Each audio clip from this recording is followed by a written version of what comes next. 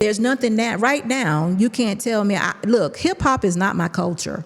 So please don't nobody tell me that it is. It's not. I'm not even going to receive that.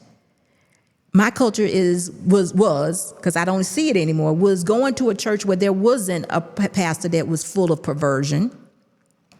It was eating dinner on Sunday with the family, because you actually had family. There was a mother and a father, grandmother, grandfather. All of that was their aunts and uncles. Several generations of that were in an area or in a certain place. We don't have that anymore. You don't have, there's not many people that have generation after generation that you can actually put your hand on. I mean, you know, people do die. I understand that. But it's just not there. A lot of people don't even know their father's mother or father. You know what I'm saying? Or their grandparents. They don't even know one whole side of their family or how they got here. It's time out for that. We need that balance. I mean, it's all done purposefully, y'all. That's what's needed. So we need to get back to that. So there's another video. Miss M says, the youth of today have little to no support when it comes to education. I know what you mean. The dropout rate is ridiculous. Uneducated babies having babies, joblessness. It's been a vicious cycle for a minute now, very much so. We all suffer. We do. We definitely do.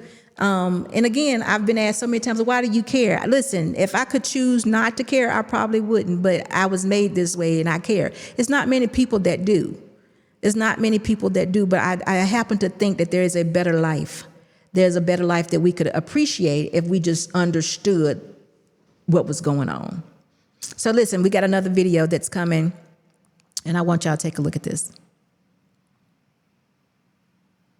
This is another. Why do men, when they have a good woman at home, like, why do they still feel the need to mess with multiple women? Most men cheat just based on the availability of the situation, if we're gonna be real. A lot of times it's not even necessarily what she's doing, is that these options are available to me and I'm interested in something different. Me and you might have been together 9, 10 years or whatever the case may be, and you done showed me every possible move you can. And then I run across this woman who's willing to just throw it at me any different type of way, and just curiosity alone is gonna push most men to go out there and say, let me just at least see what it is. I wanna stay on what Trill said for a second though, because you know, we hear about these divorce rates, right? 80% of women are choosing to divorce and different things like that, but maybe a part of it is there's no real incentive other than your morals, right? There's no real incentive to being a good woman. We sat here and we listened to somebody say, oh, if you stay at home, you cook. What? Hold on. You stay at home, you cook, you clean, you do this, you know, you do what you think a good woman is supposed to do.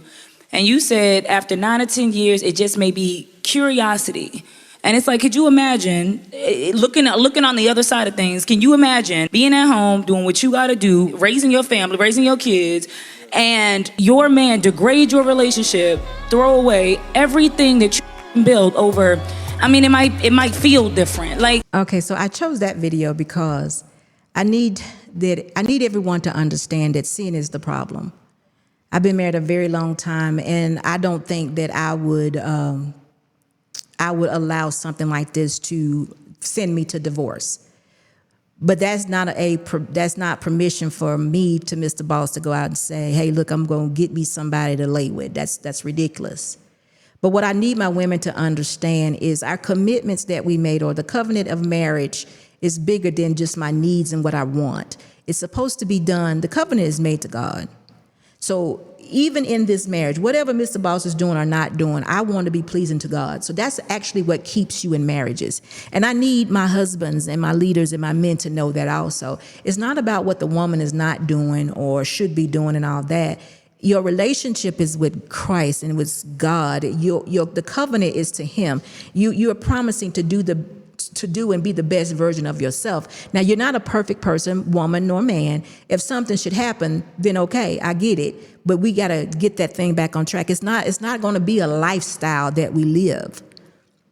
My husband is not going to be a serial adultery or that's not the way it goes. And I'm like, what she said was that you're going to take 10 years and then you're going to just decide, you're going to just try something to see how it feels. See, marriage is more than what we make it. See, we often think that we can just put, like I've said this so many times, we can just put the marriage or the relationship that comes with the marriage on a mantle, and it's gonna be on auto. And we don't think that we have to feed into it. We just let it go. We don't date the woman no more. We don't romance the man anymore. We don't pray and cover him anymore.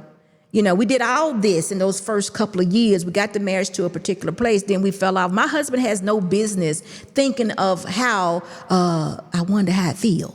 Another woman, what?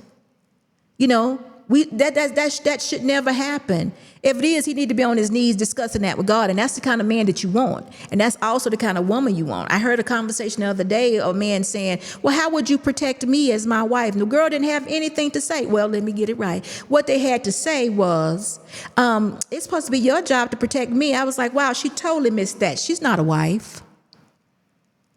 It is my job to protect my husband. My husband go out here in this world. There's women everywhere, beautiful women.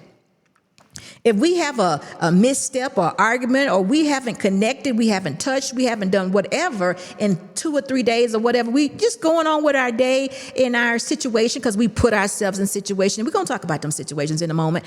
And I don't have enough sense to pray a hedge of thorns around my husband when he go out here in this world. All he need to be looking at is me. And he needs to be reminded of your relationship with me is a direct reflection of your relationship with Christ. You need to keep that straight, buddy. You got to. And I can't force you to keep that straight. That's got to be something that you want and desire. So, ladies, when you are looking for you ain't got no business looking in this case. When you are preparing yourself to be a wife, make sure you're discerning and can pick up on a man that has and desires that relationship with God and wants to have it.